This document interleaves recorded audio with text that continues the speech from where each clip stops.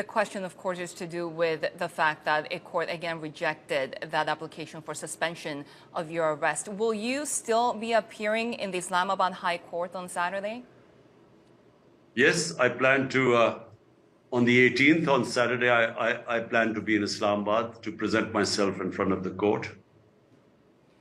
The government is saying that you've been evading the court, that you have been trying to portray yourself as a martyr. What's your response?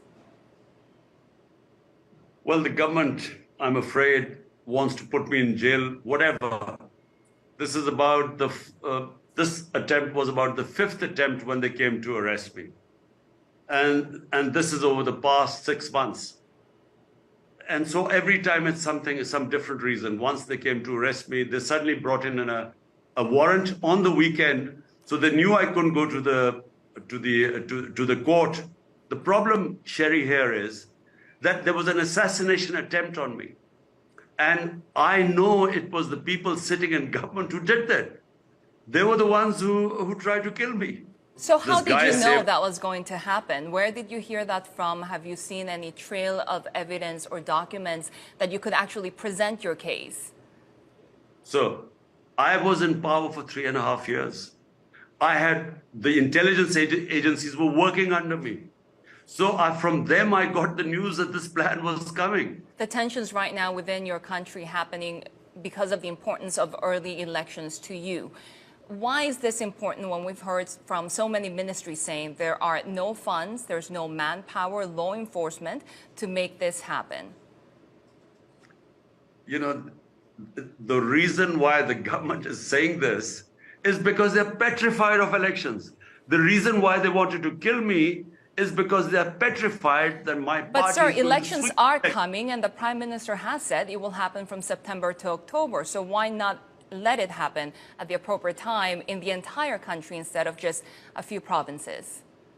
No, look, the 2 provinces that my party was in power is 64% of Pakistan. And we dissolved our governments because the Constitution allows us to dissolve our governments if we think we can't fulfill the public mandate, because the center wasn't giving us funds.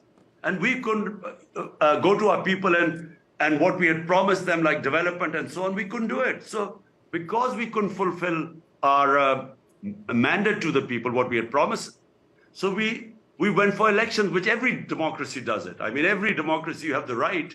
In Britain, they had elections, 2 or 3 elections. So we dissolved our government, and the law is that after 90 days, you have to hold elections. The Constitution says that. The Supreme Court then went and announced that the elections should be on 30th of April in these 2 provinces.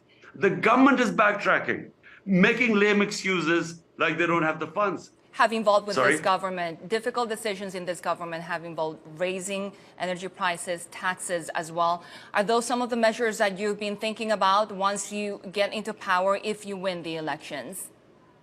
Look, raising taxes is not the difficult decision, because that just means the easy way out, because you're just putting all the burden on the same people.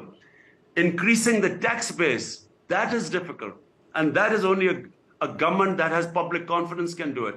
Secondly, the way our government corporations are bleeding this country. You have to restructure them. That again, only a government with a public mandate can take those tough decisions. And then rule of law, the most important thing. Look, Shery, the most important thing in Pakistan is rule of law. Unless you have a governance system and a justice system where people, the investors have confidence in contract enforcement, in the rule of law, only then can you fight investors.